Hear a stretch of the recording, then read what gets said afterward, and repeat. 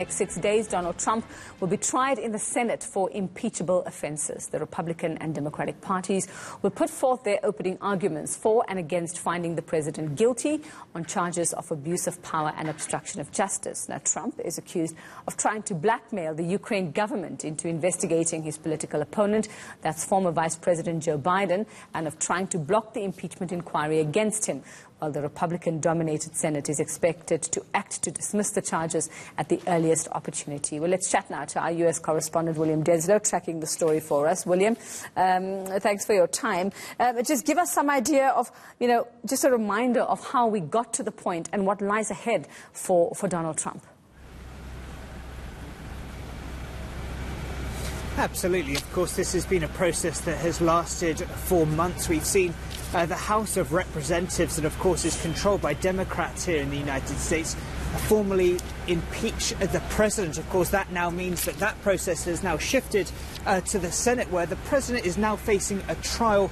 And effectively, the 100 senators, of course, a Republican-held Senate, they have the majority there. The 100 of those senators, of which Republicans make up 53 of them, will act as the jurors. So now, over the next few weeks, according to some Republicans, they certainly want this trial to be wrapped up as early as the end of the month. But effectively, now is the chance for both sides to present their opening arguments. This is a process that's expected to take about 3 days each, essentially 24 hours that both sides will have to deliver their key points. And of course, the aim for Democrats is to be able to convert at least 4 of those Republicans to be able to first include some added information, some added documents, as well as some added witnesses that they want to see presented as formal evidence. But of course, they'll need 2/3 of Republicans in the Senate to formally remove the president from office. All right, William, now, of course, no surprise that the Republican senators are, wanting to protect Donald Trump. But in the next couple of days, they're going to have to listen to all this evidence against him. So just give us some idea of what they're likely to hear and what might get some of them thinking. Absolutely. Well, on Tuesday, it was really the chance for the Senate to really bring up the rules of engagement, if you want to look at it that way. And essentially, over 10 amendments that were put forward by the Democrats were shot down by Republicans pretty much all across party lines, with the exception of just one amendment. And that essentially meant that the Democrats won't be able to submit that new documents. They won't be able to call on subpoenas for new witnesses like they want, at least not yet. However, some moderate Republicans did persuade Mitch McConnell, essentially the top Republican in the Senate, to extend the opening statements for this extra day. That'll give Democrats further opportunity to present their case.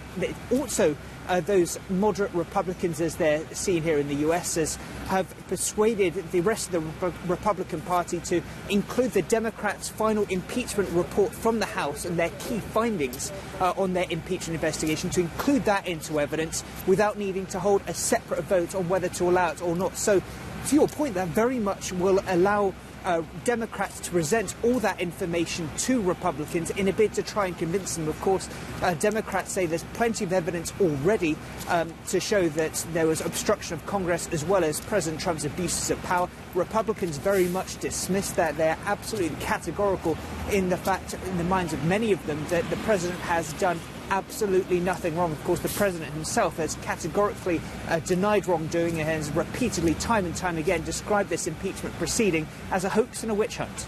So how do Americans feel about it? Well, essentially, Americans, on the exact topic of whether the president should be kicked out of office, they're pretty split down the middle, as you might expect in such a polarised issue, and as we're expecting a very tight-fought election campaign, of course, with the elections just a few months away. According to a CNN poll, 51% of Americans feel that senators should remove President Trump from office. 45% believe that they shouldn't. But tellingly as well, a CNN poll as well finds that 7 out of 10 Americans feel that senators should be allowed to hear new evidence and as well as new documents in this Senate proceeding. And a separate poll says that as many as 3 out of 4, 3/4 of Americans should have that right as well. So certainly it seems that there is a a swing in opinion across parts of the United States, according to a couple of recent polls at least it should be up to the senators to hear the full array of evidence before they should make a final verdict on whether the president is indeed guilty of these 2 articles of impeachment that he faces. All right, we fun and games over the next few days. Thanks very much. William Denslow will bring us the lowdown or the inside story there when it happens.